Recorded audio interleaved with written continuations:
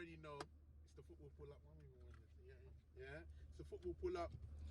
It's myself, King Jones. We've got the Podfather in the house. We've got so much to talk about, you know what I'm saying? Like, there's so much controversy going on, you know, obviously from the PFA Player of the Year, possible Ballon d'Or winners, that Ben Dia deal, the Euros coming along, everything, you know, England's good. I'm going to start off with... Where would you like to start? I'd like to start with PFA Player of the Year. Obviously, recently we just found out PFA Player, PFA Player of the Year. What was your pick originally? Kevin. My original pick was Harry, but saying that, so it was Harry 70% for me, but it was 30% Ruben Diaz, because I wasn't mad. If Ruben Diaz won it, he was the best defender in the league. He played for the team with, I think, the best defense this season, wasn't it? And he was a staple of the team, and he played every game. He was their most influential player to me because I think Man City changed the way they played. And your pick was Ruben, wasn't it? It was three guys. It was Ruben. It was either Ruben was the favorite for me, but it was Ruben, Harry, or Bruno. Now, obviously, the players decided this one, and I know that they tend to think about it differently towards like the media one. I mean, the football writers or whatever.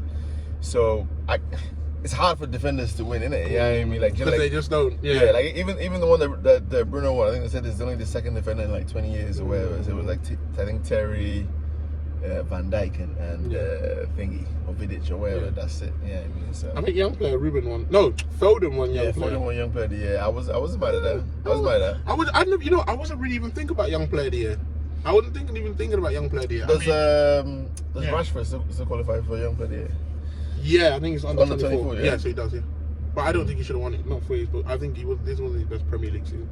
So we're just going based on Premier League. Yeah, it's Premier League, isn't it? It's Premier League. It's Premier League young player of the year. It's not, continental. But I'm saying, I don't think I wouldn't mad. Obviously, Saka was somewhere up there for him. I think Declan Rice should have been up there, but I do think Foden established himself as a strong candidate as a player. But I don't. You only played 28 games, What? No. What I will say. And all of them. What I will say is this. I will say that Foden didn't. I've seen players that had better seasons, and we didn't have that. So in the Dele Alli season where you ran mad and scored 18 goals. Do you know what I mean? Like this, I don't think there was any young players that were currently world class in their way through. Therefore, it was probably easier for a Foden to win it. You know what I'm saying? I wouldn't have been mad if Saka won it, but I understand Foden's numbers were better. I think with these awards, they're never like 100% clear. Like, is it your own personal individual performance, or is it like what the impact you had on your team? Like, they win a trophy, did you carry them somewhere? I mean, or so I think they need to be more clear with the definition of what this award is for exactly. Because right now, it's just I think Kevin. I'm gonna be real with you. I think Kevin winning is a disgrace. I can't say no other way. He won last year. No, he didn't. No. Yeah, he won last year. That's crazy. Two times. Very few guys have won it. But I think it's a disgrace, and I'll explain why. For me, I think to be PFA Player of the Year, you should be able to win a certain amount of games. Yeah.